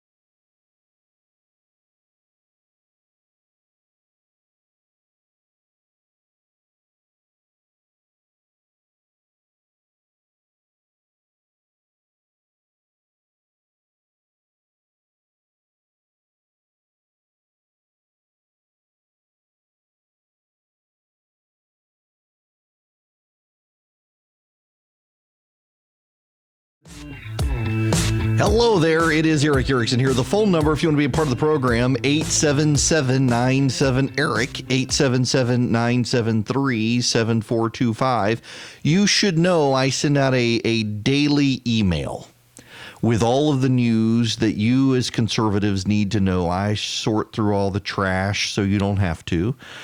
Give you my thoughts on the news and stories that are relevant if you want to subscribe to it. The number to text for everything is 33777. The word to use is show, SHOW. Text the word show to 33777 and you will get subscribed to the daily email I send out. Also a great way to support this show as well. Growing our email list actually helps us because I embed an ad in the email, and the more people who get the email, the more ad revenue is generated from the embedded tasteful ad. It's I actually use an ad service. Believe it or not, I could get paid more for the ads, but let's be honest here. If you subscribe to your standard conservative newsletter, you see a bunch of garbage ads for healthcare cures and gold, and that stuff drives me crazy. So I use a different service where you're not going to get those silly ads. So I don't make as much money as I could by ads in the email, but you subscribing helps. So text show to 33777. Now, I want to give you the audit numbers on the coronavirus. And there's a caveat here you need to know. The number in China is 77,150, but that's the reported number. We don't actually know how many people in China are infected, and we don't know how many people have died. And if you believe the reports of Chinese citizens who are posting stuff on the internet that gets out of China, the death toll and the infectious rate are far, far higher than what the Chinese would have us believe. And there have been some suggested reports. You know, the Chinese operate concentration camps, and most of those concentration camps are filled with a Muslim minority called the Uyghurs. They are in Western China. And there are some reports that the Chinese are allowing the coronavirus to infect the concentration camp populations, and the people in there are being left untreated so that the Chinese can ethnically cleanse the Uyghur population without actually having to do the dirty work themselves. They're letting the virus do it. So these numbers are probably low. In fact, there are some people who suggest that the actual infection rate in China is upwards of 1 million people. On a 1 billion person population. That's impressive. But here are the numbers. The official number from China, 77,150. 833 now in South Korea, and it appears that it was one woman from South Korea went to China, got the virus, and then decided to go to church and spread it to the church congregation. And most of the church congregation got infected, and then the church congregation spread it from there. And Daegu, I think, is the name of the city, and the city's on lockdown now as a result. There are 691 people who were infected on the Diamond Princess cruise line, 157 people in Italy, most of them in northern Italy. 147 people in Japan. This scandal, this virus and the handling by the government of the Japanese government may bring down the Japanese government. There are 89 in Singapore, 79 in Hong Kong, 43 in Iran, 35 in Thailand, 35 in the United States, 30 in Taiwan, 22 in Australia, 22 in Malaysia, 16 in Germany, 16 in Vietnam, 13 in the UK, 13 in the United Arab Emirates, 12 in France, 10 in Macau, 9 in China or in Canada, 3 in India, 3 in the Philippines, 2 in Russia, 2 in Spain, 1 in Belgium, 1 in Cambodia, 1 in Egypt, 1 in Finland, 1 in Israel, 1 in Lebanon, 1 in Nepal, 1 in Sri Lanka, 1 in Sweden. All of those are people who traveled to China. Now, you're asking about the United States. How did it jump from 15 to 35? Well, let me give you the United States audit here so you don't freak out about it. There are 18 people from the Diamond Princess cruise line who were transported back to the United States against the orders of the CDC. There are 3 who were evacuated from Wuhan. There are 12 that are otherwise travel related, and there are 2 person-to-person infections. According to the CDC, most were repatriated citizens. There has been no community spreading in the United States. Axios helpfully adds, yet. There's been no community spreading. There are 43 U.S. states and territories that report 464 patients are under investigation. 50 have a pending status, according to the CDC. critically, this doesn't include people who've come back from the United States. So there are total people having been tested, 414. Total confirmed cases are 14. And 2 people, person to person, 12 travel related, plus the updates that I just gave you. So there are people in Georgia, just so you know, who are in quarantine, who do not have the coronavirus, but their quarantine was, I believe I read, extended to be a 30-day quarantine. They're not leaving their home. They're self-reporting, checking symptoms. And the problem is that so much of the disease, the Chinese did such a bad job of letting anyone know about it. There are conflicting reports in the incubation time and the like. Now, that being said, there is a facility in California that came up with a cure for SARS, came up with a antiviral vaccine for SARS, and it has come up with something for the coronavirus, COVID-19 they're calling it, and so you got progress there. Now, here's the other thing. There are confirmed, and the number is probably vastly more than this because, again, we got to worry about China, but there are 2,620 people who are dead because of the coronavirus. Only 27 of those deaths happened outside of China. So 2,600 basically of the deaths out of the 2,620 came from China. The Chinese have handled this terribly and allowed it to get out of control. And the United States thus far, we've taken precautions. And again, there are 35 people in the United States with coronavirus. 2 of them are person-to-person transmissions, and it happened to be spouse to spouse. It was 2 women who had gone to Wuhan, separate trips, separate people, separate parts of the country. They came back. They were elderly. They got the coronavirus and transmitted it to their elderly husbands. And then you've got the rest of the people are repatriated Americans who came back from China or elsewhere abroad with symptoms. They're being quarantined and treated in the United States. We're also able to study the virus as a result. So there is no reason for you to be panicked in the United States at this moment. Oh, I'll tell you when there's time to panic. I'll let you know. But there really is no reason right now. But you're starting to see this hurt you in the stock market right now. It is 10:43 a.m. as I'm broadcasting this, and the Dow Jones is down 898.61 points. And it is all over the threat of global pandemic from the coronavirus, in large part due to global reliance on China as a manufacturing hub. You know, by the way, where this benefits? Brazil. Brazil is increasingly being viewed as a place for non-Chinese manufacturing. I gotta think that given we've now had the swine flu from China, SARS from China, and the coronavirus from China, a lot of Fortune 500 companies are going to start thinking, hey, maybe we need to manufacture elsewhere. In fact, Apple is announcing it is moving some of its manufacturing to Taiwan, because Taiwan is not suffering like China is. There are coronavirus cases in Taiwan, but nothing near like China, and they're able to get their manufacturing facilities back up online there. But Brazil is increasingly becoming there are 150 antibiotic hospitals. The saline supplies, a lot of those are made in China. In fact, it's very hard to find up manufacturing within this country that will raise prices because it's and the other issue here is what happens to the Chinese government. What happens when the people in China have to keep them safe? I mean, one of the things we hear all the time from America, built, well, let's get it built. You want major roads built and victims of coronavirus? We can get it built. You hear this all the time. I mean, just a couple of coronavirus patients, never mind the place is going to fall down in 3 weeks. There's a fascination. My buddy Chris Burns, I should get him on the phone, but he's talked about this enough. For those of you who are panicked at the decline in the stock market today, don't panic. This is the coronavirus.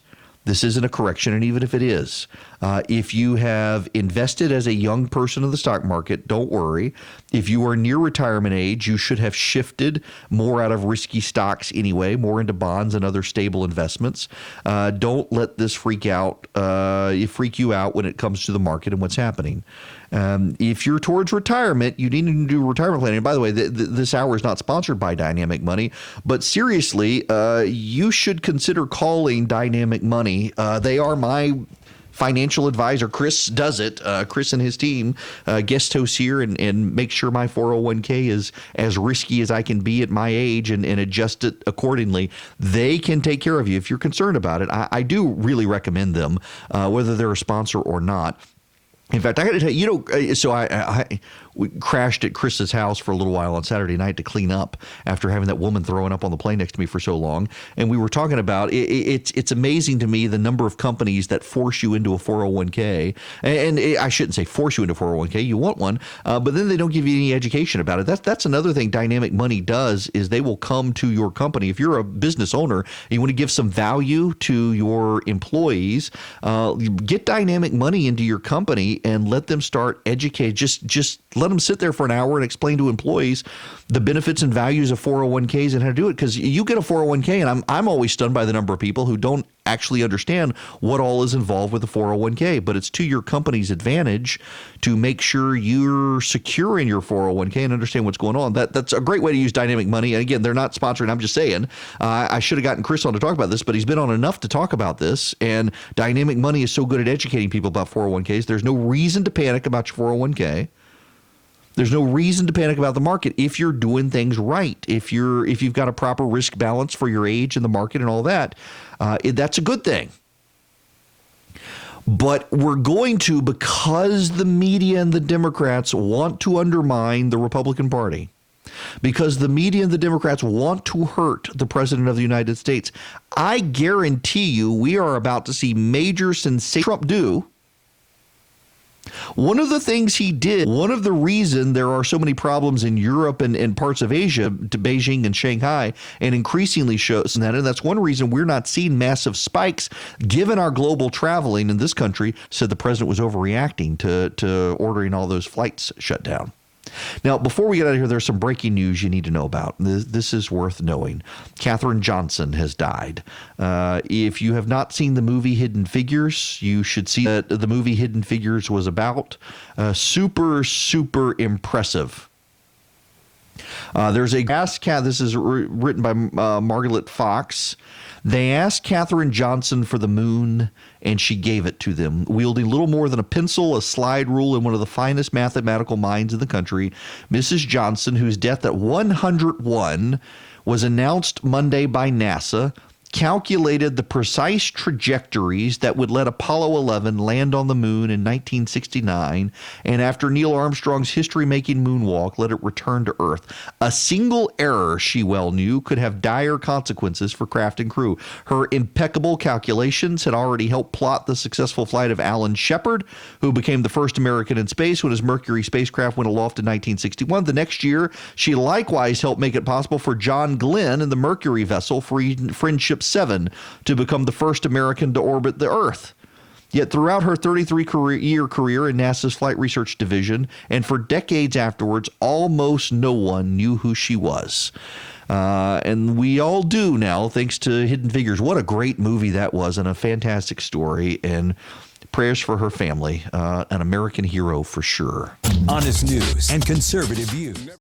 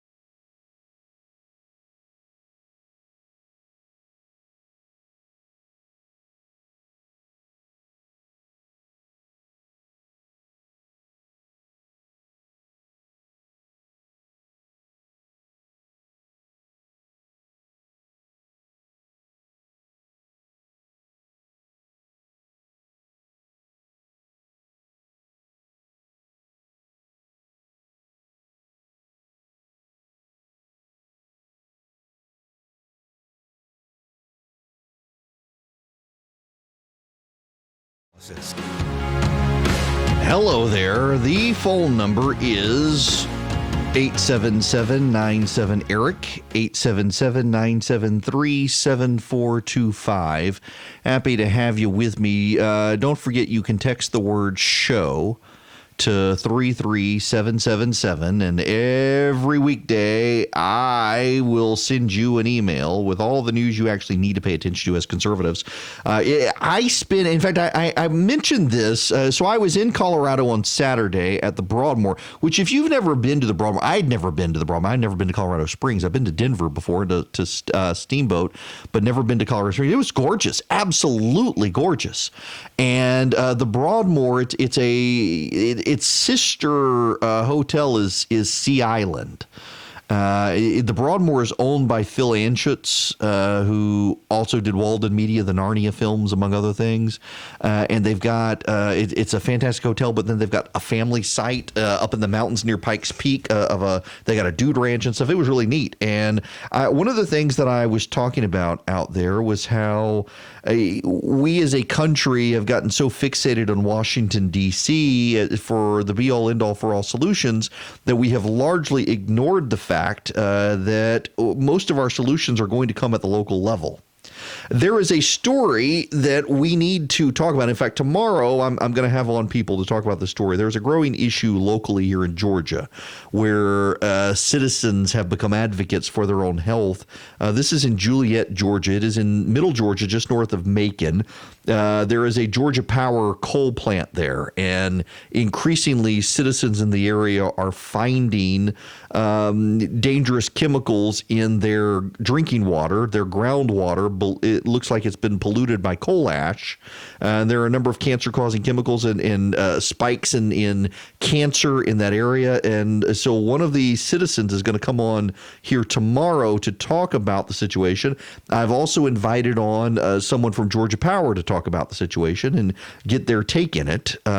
Make sure we represent both sides equally here and get a sense of what overall is going on. But we ignore so often the need to take care of our own in our local society, and we rely so heavily on Washington, D.C. to do everything these days. And that was part of what I talked about in Colorado to these conservatives out there, is that we need to be less obsessed with Washington, D.C. and more obsessed with what goes on in our local communities and how to improve our local communities. But we can't avoid Washington either, because Washington is so dominant in the politics of our age, and the news out of Washington is so dominant in our age. And we got a presidential election coming up. And I want to go back to Bernie Sanders and Mike Bloomberg when we come back. We've also got Georgia news. I do want to talk about some Georgia news out there as well. There are things percolating in the state to pay attention to, including the fact that we are the fifth most sinful state in the nation. Did you know that?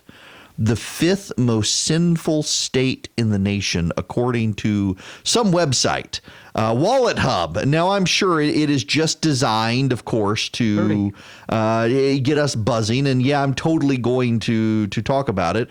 We come behind Nevada, Texas, Florida, and California. Georgia being the has more vices than the rest. We rank number 1 in jealousy in the nation, number 6 in lust. Well, that's kind of disappointing. We should rank higher there. We'll discuss when we come back.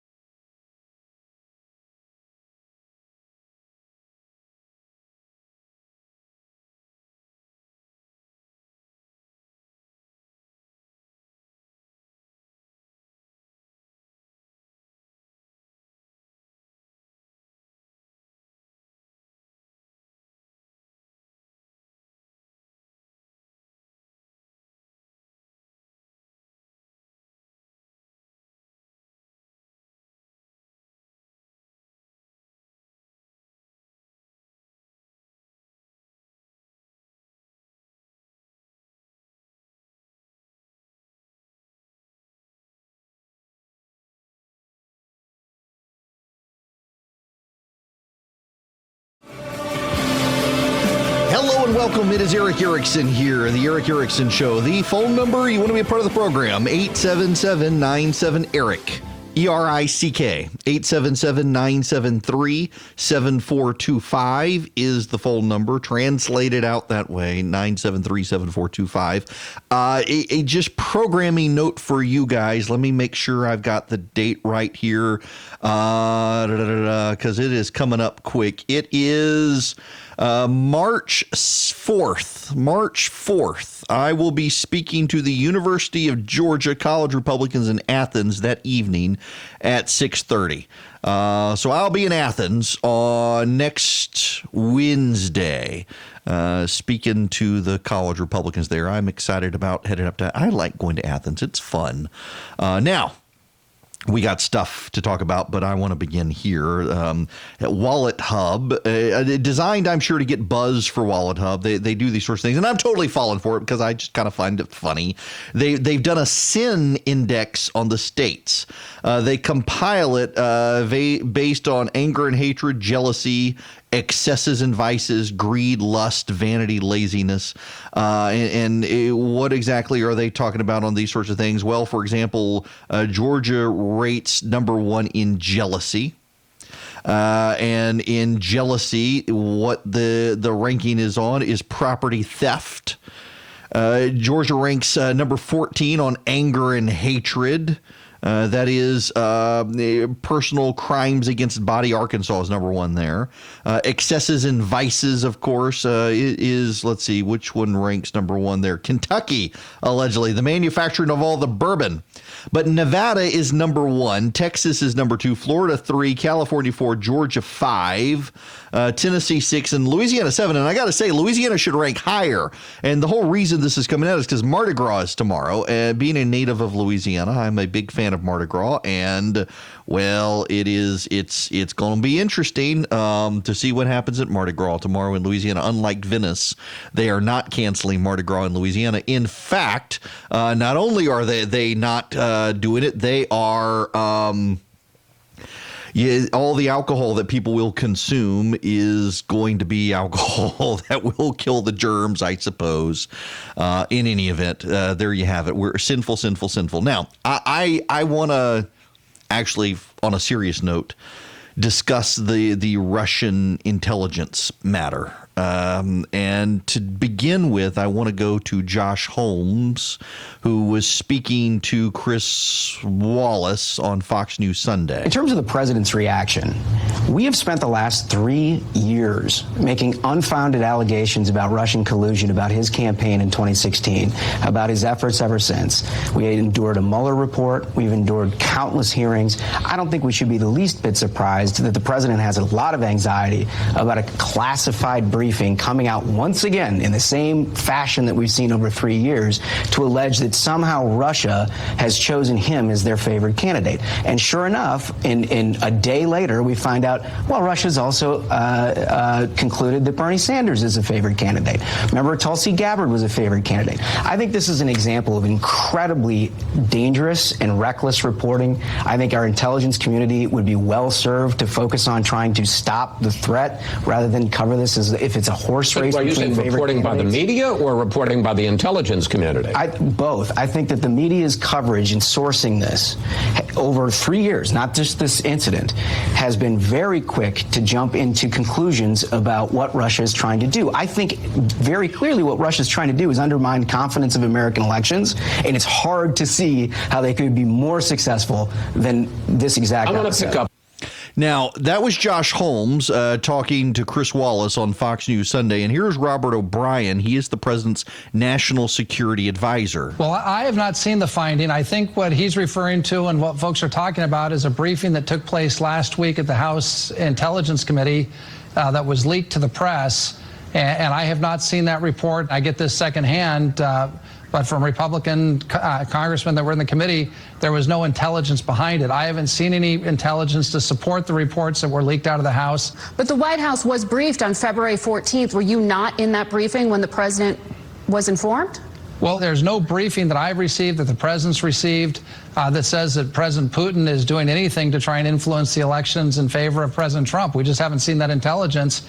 If it's out there, I haven't seen it. I'd be surprised if I haven't seen it. The leaders of the IC have not seen it. So, again, I don't know where this is coming from. I've heard these rumors and these leaks from Adam Schiff's committee, but I have not seen them myself, and I've seen no intelligence along. Now, the premise of this conversation is the New York Times report from last week that an advisor, Shelby Pearson, who is the point person for looking at election disruptions in this country, advised members of Congress on the House Intelligence Committee that Vladimir Putin was trying to help Donald Trump again.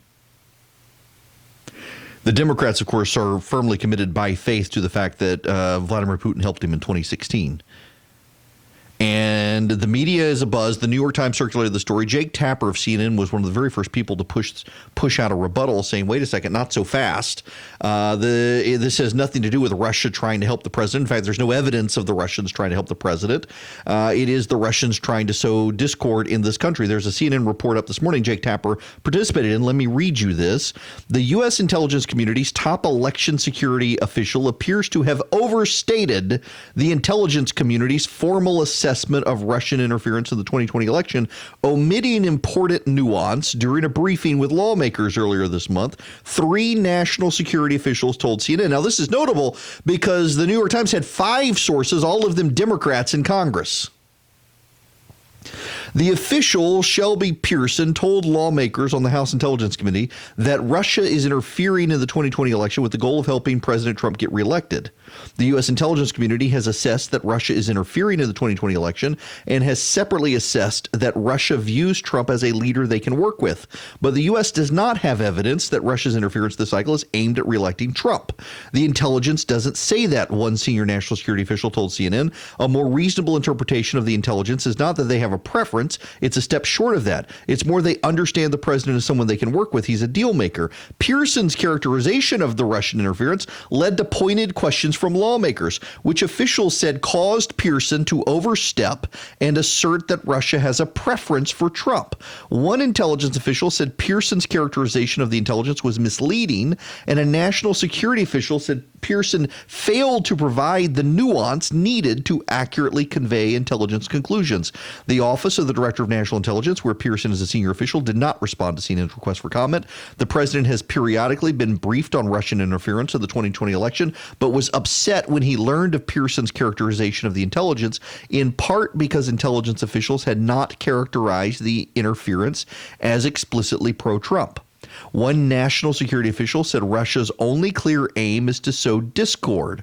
Russia interfered. Now, here's the nugget from CNN, going back to mythology. Russia interfered in the 2016 election with the aim of helping Trump get elected and damaging then Democratic nominee Hillary Clinton's campaign, the intelligence community concluded, writing in its post-election assessment that Putin and the Russian government developed a clear preference for President-elect Trump. And while it is not inconceivable that Russia is once again looking to boost Trump's candidacy, 3 national security officials said the U.S. intelligence community does not have evidence to make that assessment. Now, let me ask you a question. Do you really believe that the Russians prefer Donald Trump to a Soviet apologist? Do you really believe that the president of Russia, who used to be the head of the KGB in the Soviet Union, has a preference for Donald Trump, a man who has armed Eastern Europe against Russia, versus Bernie Sanders, a man who has repeatedly apologized for and defended the Soviet Union? Do you really believe that they're going to go for Trump over Sanders? In fact, and I asked Hogan Gidley about this. If you're just tuning in, Hogan Gidley was here at the very first segment of the show this morning, the 9 o'clock hour. And I asked Hogan Gidley about this. And he noted, as CNN and others have noted, one of the reasons the president and his team are so angry is that Bernie Sanders was briefed. Bernie Sanders, more than a month ago, was briefed on the fact that the Russians were interested in him. That's actually a pretty big deal that Bernie Sanders was briefed and kept his mouth shut, didn't say anything. That's, I mean, I'm kind of surprised. Well, let's go to I think it's Philippe Raines or is it Jillian Turner on Fox News talking about this. What surprises me is that Bernie has known for a month and decided not to share it. That I find odd and somewhat irresponsible for a couple of reasons. First, this should be a team effort. This should be a bipartisan effort where, today is the 40th anniversary of the Miracle on Ice. You weren't born. I thankfully was too young, but it was the do you believe in miracles is when we beat the Russians. Somehow, 40 years later, we're talking about half the country not believing the Russians want to do any harm to us. Bernie should have told either his competitors or the DNC or someone to say being on the lookout. And the real problem is, if you remember, the last 2 weeks, we've been talking about Bernie's online supporters and whether they have been too aggressive. Those two things are connected, and that's problematic. Yes. Now, here's the thing. Sanders has known this for more than a month, and the president's team was not briefed about it until after word leaked in the New York Times about what had been said to Congress. It appears Shelby Pearson is part of the screw up, and now the director of national intelligence is being ousted in favor of Richard Grenell. And the president, according to Axios, wants to now purge the deep state, purge the Trump White House, purge the administration of disloyalty. He's not wrong. And I have a hard time faulting the president for this. And the reason I have a hard time faulting the president for this is because, in large part, the president is right. There have been people in this administration from the get-go who have been out to undermine him. You can't really deny this. You really can't. Since the beginning of this administration, there have been people on the inside leaking about the president. Remember, we had the independent contractor who leaked the transcript of the president's call with the Prime Minister of Australia. You had people inside the White House leaking about the president's calls with foreign leaders. You've had people inside the White House. The whistleblower, for Pete's sakes, the whistleblower. And a lot of others working to undermine this president from inside the administration. I myself am concerned with this White House pushing too hard to put people into power who backed the president from early. And the reason is because many of the people who backed this president early in campaign 2016 were aggrieved failures who couldn't get a job in Republican politics because they were incompetent. And here comes Donald Trump, and the grifters decided to try to make money off Donald Trump. And well, guess what? He got elected. And many of these grifters were perceived as loyalists when they weren't really loyalists. They had nowhere else to go. They were from the island of political misfit toys, and they landed with Trump because no one else would hire him, and they got lucky with Trump, and they've been taking advantage of him. And these people don't necessarily need to have roles in government. They've been shut out for reasons, not because they're disloyal to the party, but because they're hacks and idiots. Concurrent to all of that, though, there are plenty of good people who warmed to the president who probably should be there. Many of them are. But concurrent to all of that, let's not forget the way the civil service works.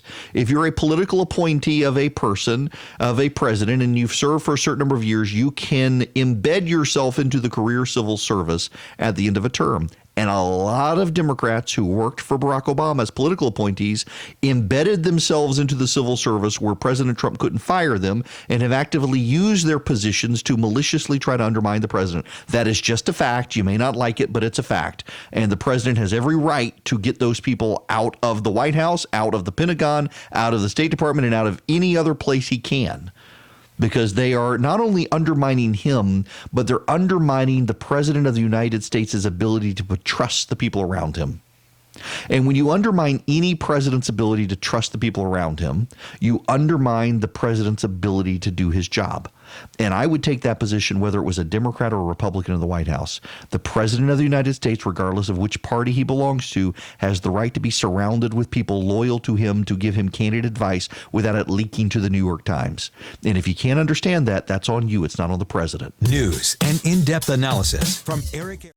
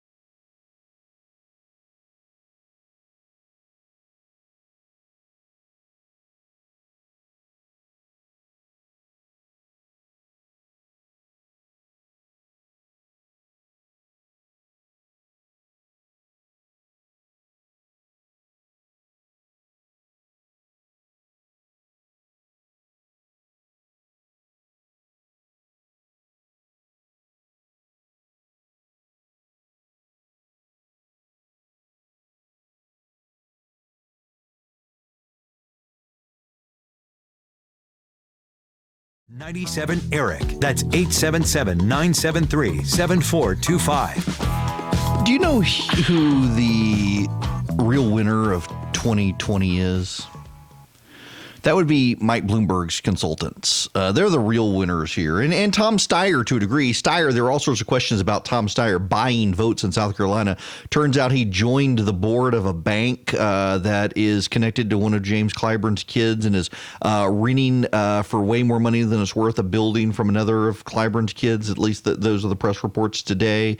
Steyer spending a lot of money, but Bloomberg really is spending a ton of money. And Bloomberg is spending most of his money on ads. And Bloomberg's consultants get commissions. So in radio and TV, you've got net and gross ads. So, for example, if you tell someone that running a month's worth of ads is $10,000 and it's net, that means it's $10,000. If you tell them it's gross, well, then you're going to take 15% off the top so that the consultant can charge the client $10,000 and you get paid 15%. You take 15% off the total bill. That matters in advertising, and Bloomberg's consultants are getting their commissions. You know, Barack Obama in 2012 put all of his media consultants on salary, and putting them on salary, it kept his costs down for advertising. It was actually very smart of him to do as a candidate. And those media consultants were essentially told, yes, you will not make as much money, but when I get reelected, you will be rewarded. And they did it. Well, Bloomberg's keeping them all on commission, and man, those people are making just tons of money. I got to play this for you. This is from Chuck Todd on Meet the Press this Sunday, talking about Bloomberg. A lot of this has to do with Michael Bloomberg as well. And one of the things, Betsy, we talk about all of the lack of preparation of Michael Bloomberg at this debate. I want to isolate his closing statement. The closing statement is something you prepare in advance. You have 1 minute. You know you're going to have 1 minute. Number one, he didn't use his entire 1 minute, but here's an excerpt from it because it's just surprising to me. Take a listen. Look, this is a management job, and Donald Trump's not a manager. This is a job where you have to build teams. The people that we elect, and it's not just the President of the United States, they should have experience, they should have credentials, they should understand what they're doing and the implications thereof. We shouldn't just say, oh, nice person, gives a good speech. We should say, didn't do the job, and you're out of here. Betsy, that was, he had more time. Everybody else knew their 1 minute, had it timed. It's the elevator pitch. They knew what they're doing. This told me he doesn't have a message. And to say it's a management job for a party that historically has been fueled by labor is a little bit of a head scratcher. You'd think someone might have said, maybe don't use the M word when you're making a case to these voters. In addition to that, Bloomberg has very much been insulated from having to answer hard questions for this entire process. He's barely sitting down for any interviews with reporters. As a reporter, I'm a little biased, perhaps. But look, candidates who sit down for tough, challenging interviews do better in the debates because they're used to being outside their comfort zone. Bloomberg was totally in his comfort zone until the moment that was the most important. Uh-huh. You know, I've said this before. Primaries are actually a good thing. You run let's just tie this directly into Georgia here. The Loeffler-Collins race. There is no doubt in my mind that while the Collins-Loeffler race will consume resources, waste resources, divide Republicans, etc., that it is forcing Kelly Loeffler to get on her A game way quicker than she otherwise would be because Doug Collins is a charismatic, dynamic politician. He's a good guy. He's a nice guy. People like him. He is great on the campaign trail. He comes across as gregarious and knowing what he knows. And he's a funny guy. He talks very fast and he's very endearing. And Loeffler is going to have to be on her A game to compete on the campaign trail with him. And thus far, I think it is very notable. Her campaign has pulled a lot of her audio or a lot of her ads that have her speaking and now use a voiceover guy because she hasn't gotten to comfort yet. That's not to say she can't. I think she can. They've got to find out a way to make her comfortable in her own voice and space. But Collins is. And primaries are forcing Loeffler to do it. Primaries are a good thing. And Bloomberg has run as if he's not accountable to the Democratic voters. And he is. And by the way, he's not even on the ballot yet, not until March. And that's a problem for all of the Democrats in the race right now to try to stop Bernie.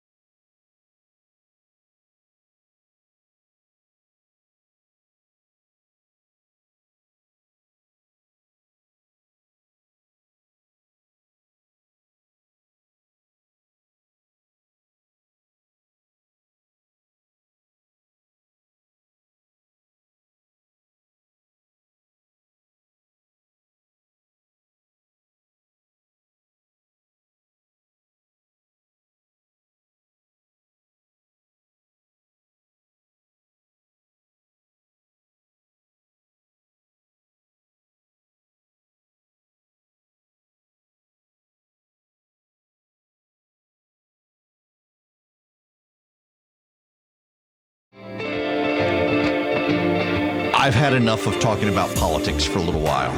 I do want to mention tomorrow again, just as a programming note, around the state, there is this growing issue. It is consuming the state legislature all of a sudden on coal ash in the Lake Juliet area related to Georgia Power's coal plant up there. Now, you should know I go up to Lake Juliet with my kayak often. I love to get on because it's there aren't you've got some fishing boats up there, but the lake is calm. It's a beautiful area. I can get out there with my kayak and just unplug and not have my phone with me for a little while. I get out in the middle of the lake, take my camera sometimes in a dry bag just to be on the safe side, and take pictures of the birds and stuff out there. It's fantastic. I love it.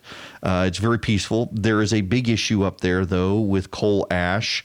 It has become a priority in the legislature all of a sudden. There are multiple bills up there. And tomorrow, I'm going to talk to one of the individuals who has been affected in the Lake Juliet area. And I'm also going to talk to a representative of Georgia Power about the situation. So be sure to tune in tomorrow. I want to step away. I've got stuff. I want to get back to Bernie Sanders if I have time. But I actually want to spend a few minutes on Mike Hughes. You may have heard the story about Mike Hughes. He is a rocket enthusiast who was being chronicled by various publications and reality TV shows. He is dead. He died on Saturday in Barstow, California. He had made a rocket. Again, he is a daredevil. And he has made multiple rockets in the past. It was his third launch of his rocket.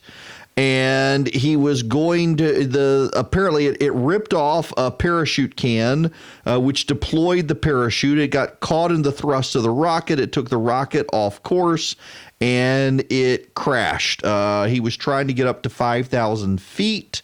But then there was an arc and it's sad. He died on impact.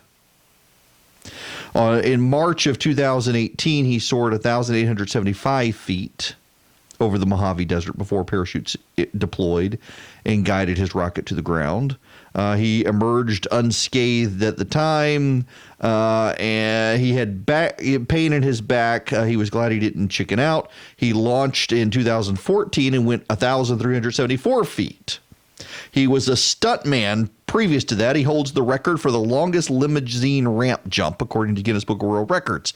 He jumped a 6,500-pound Lincoln Town Car stretch limo 103 feet at Paris Auto Speedway in 2002. Now, I bring all of this up because of why Mike Hughes, age 64, wanted to be launched in a homemade rocket. Mike Hughes believes the earth is flat. That's right. Mike Hughes believes the earth is flat. And he decided that he was going to make a rocket and go up 5,000 feet and see for himself whether the world was flat. Now, I can tell you, as someone who has been on plenty of airplanes, at 5,000 feet, it still looks flat. You've got to go much higher to see the curvature of the earth. This was being documented with a reality TV. This is problematic and indicative of the culture where we are these days, that no one did an intervention with this guy. Instead, they decided to get TV ratings off this guy. It's like The Bachelor and all these others. I've got friends of mine who watch The Bachelor and The Bachelorette and all these reality TV shows, and they keep up with it and give me the play-by-play. And I've actually got a friend of mine who rearranges his schedule to keep up with The Bachelor. I don't get the allure of reality TV because if you know anything about reality TV, it's not real. It is very scripted. It is designed for drama, among other things. And it is unfortunate in my mind that we've gotten to a point where we are obsessed with the failings and sins and scandals of others, and we turn it into reality TV. And here's a guy who is dead because of that culture, because he wanted to build a rock, because he wanted to see for himself if the earth was round or not. Part of this is his own arrogance and hubris. We shouldn't subtract him from the equation. He is culpable in his own death. But it is silly that we got to this point at all. Let me read you now from BuzzFeed. A daredevil who espoused flat Earth conspiracies died on Saturday after falling from a homemade rocket. Mike Hughes, referred to as Mad Mike Hughes, a former limo driver who billed himself as the world's greatest daredevil, attempted to launch himself 5,000 feet into the air on a steam-powered rocket when his parachute failed. In a video of the incident posted by freelance writer Justin Chapman, the parachute rips off immediately after launch, and then moments later, Hughes can be seen falling through the air and crashing to the ground in the desert as people present at the scene gasp. When the rocket was nosediving, he didn't release the 3 other parachutes he had in the rocket. Lots of people screamed out and wailed. Everyone was stunned when he crashed and didn't know what to do. The Science Channel, which had been chronicling Hughes' attempt for a show called Homemade Astronauts, confirmed the death. In 2018, Hughes told the Associated Press he wanted to do the launch because he believed the Earth was flat. Do I believe the Earth is shaped like a Frisbee? I believe it is. Do I want to know for sure? No. That's why I want to go up in space. Do I know for sure? No, that's why I want to go up in space. On Saturday, a public relations representative disputed Hughes' flat Earth claims, telling BuzzFeed News the argument had helped Hughes raise money, but he didn't actually believe it. We use flat Earth as a PR stunt, period, says Darren Schuster. He was a true daredevil decades before the latest round of rocket missions. Flat Earth allowed us to get so much publicity that we kept going. I know he didn't believe in flat Earth, and it was a shtick. In July of 2019 on Fox Business News, Hughes identified himself as a flat Earth believer and said that the sun could not be 93 million miles from the Earth, while also joking about his cats and his former career dream of road managing the Spice Girls. In August of 2019, he told Space.com his launch was inspired by President Trump and walked back earlier statements to the AAP that his plans were motivated by a desire to prove flat Earth theories. I believe the Earth is flat, but this flat Earth has nothing to do with the steam rocket launch. It never did. It never will. I'm a daredevil. We now have people in the world who are playing us and playing for reality TV. You know, those of us who live in Georgia, we're very familiar with the Honey Boo Boo phenomenon here in Georgia. And we're very familiar with other aspects of reality TV. My kids, I've got an 11-year-old and a 14-year-old, and they now use the phrase YouTube famous. They watch people on YouTube, some of whom have gotten very famous. Dude Perfect, for example. My youngest has been desperate for a while to get an Instagram account, and I finally allowed him to get a private Instagram account. And one of the very first accounts he followed was Dude Perfect. Guys who became super famous and wealthy off of YouTube. And it is impressive. It really is impressive. But there are a lot of people who do things. The Dude Perfect guys are great, good Christian guys, worth following, very, very nice guys. But there are a lot of people now on our planet who want to become famous by doing sensationalized, stupid things and becoming YouTube or Instagram famous or Snapchat famous. And they prey on and play on the sensitivities and sensibilities of the public. And increasingly, the media does that as well.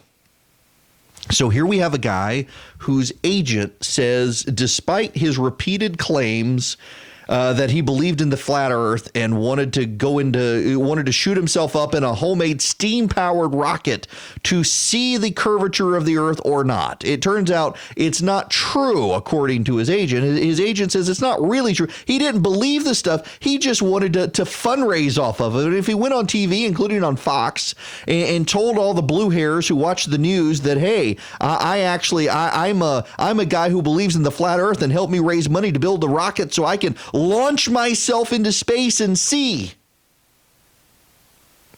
I genuinely don't believe that the flat Earth people are real. I think it's people who say crazy things to get attention. There are always people who say crazy things to get attention. My daughter tells me that there's a kid she has been in school with who believes that the moon is its own light source. And that because his grandfather told him the moon landing was fake, this kid believes the moon landing is fake. That's right, yeah, the moon itself glows, not that it reflects the light of the sun, but it's its own light source, and that we couldn't land on the moon. He'll be disabused of that. My grandfather didn't believe that the moon landing was real. He didn't. He believed it was a Hollywood stage. And I know people who to this day don't believe the moon landing was real. But I don't actually know anyone who believes the Earth is flat. Now, there are certain people who do. I don't believe really there are a ton. I shouldn't say there aren't any. There are a few. There are people who believe all sorts of things. But there aren't a lot. And there are ways to disabuse people of those notions, to teach them things. But the media would rather make money off of them. And here comes Mike Hughes, who would like to make money off the people who believe the Earth is flat. And he took advantage of it. We live in a grifter culture. This is part of the issue. Take Mike Bloomberg. To draw this back into politics, Mike Bloomberg, I mentioned. Mike Bloomberg, his consultants are getting millions of dollars to run a bunch of ads across the internet, on YouTube, on other platforms, and now on TV across the nation. Mike Bloomberg running all sorts of ads, and it's grifting by his consultants. He's not spending his money wisely. At this point, he's not even spending his money to win. Sure, he's gone up in the polls. Yes, he can have a measurable impact there. With increase in the polls, but he hasn't won a delegate yet. He's not on the ballot until Super Tuesday. Or take some of the Republicans out there. There are so many grifters on the right these days who want to shake people down, shake the Trump administration down, who claim to fame. They became YouTube famous or Twitter famous by supporting the president. I read a story about one Trump guy who became famous on Twitter and decided he needed to get a crowdsourced fundraiser to move to Washington, D.C. to be close to the Trump administration, and actually used the money to buy himself a place in Miami. And people were horrified to find out. But seriously, what did you expect? We live in a grifting society. I have turned down opportunities because I just think it's wrong. Listen, I could make millions of dollars tomorrow if I went out and started a political action committee to beat Mitt Romney in Utah. Conservatives are so mad about Mitt Romney voting against the president in impeachment, they would gladly give me money, and I could use 90% of it to pay myself a salary and 10% to pretend to do stuff around. This happens all the time. It happens constantly. Half my day is spent advising people that you are being taken advantage of by some purported huckster or some actual huckster in a purported conservative movement. The grifters are real. It is part of society now. It is part of reality TV. Here comes this guy trying to make money off of people by saying, I believe the Earth is flat. Help me build a rocket to get into space. How much money that he raised went into the rocket? We live in a society where everyone wants their 15 minutes of fame, where humility is no longer a virtue. If you are a humble person, society thinks you're weak. What's old again is what's old is new. One of the reasons that the Romans treated Christians skeptically in the early Roman rise of Christianity in the Roman Empire, and why Christians were persecuted, is because Christians exercised humility. And in Rome, braggadociousness was natural. Suing people was natural. When Scripture admonishes you not to sue, it's essentially saying don't be like the Romans, because the Romans to sue was blood sport. It was spectacle. You went to court, you did a big show, and people paid attention to you. And here come the Christians saying, no, we're not going to behave that way. And that was deeply weird to the Romans. The Christian humility was something that the Roman Empire was opposed to. And those people were so weird and behaved so far outside the mainstream, it led to their persecution. And here we are again in our currently pagan society. We have lost the idea of humility. Everyone wants to make a quick buck. I got to tell you, after sitting next to a woman for 4.5 hours on a 2-hour flight, puking her guts up, I want to be rich too, so I can fly private. I want net jets, but I don't intend to scam people out of money. And that's where we are these days. Is so many people just want to scam everyone else out of money. Get rich quick scheme, get YouTube famous quick, make a lot of money scheme. All is fleeting, all is vanity. And now we got a guy who did that, and he's dead by doing it. And the media, interestingly enough, made sensational headlines and money off of running the stories about this guy.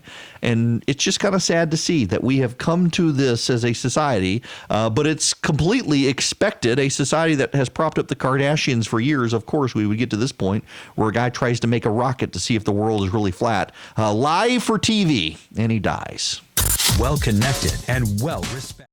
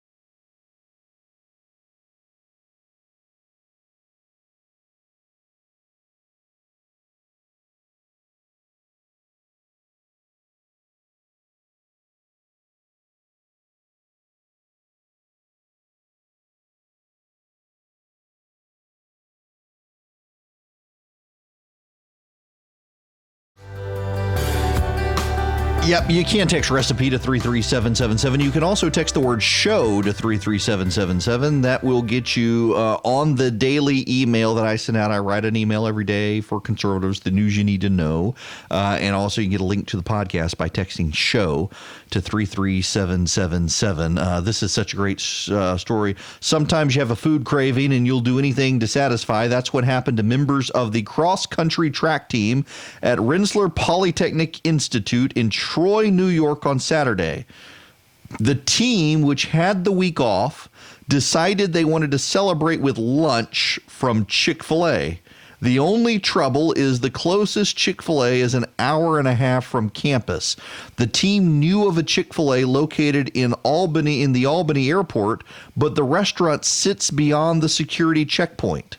So team captain Vincent Petrino hatched a plan. The RPI senior figured if the whole team pooled their money, they could get a cheap one-way plane ticket to get him past security so he could get lunch for the group. The cheapest flight Petrino found was a one-way ticket to Fort Lauderdale for $98. So the 18 team members pitched in $5.50 apiece. Petrino bought the ticket at the airport counter, passed through security. At the airport Chick-fil-A, he filled his teammates' orders, which amounted to 15 chicken sandwiches, 15 large fries, 13 orders of chicken nuggets, and a bag of cookies and a lemonade.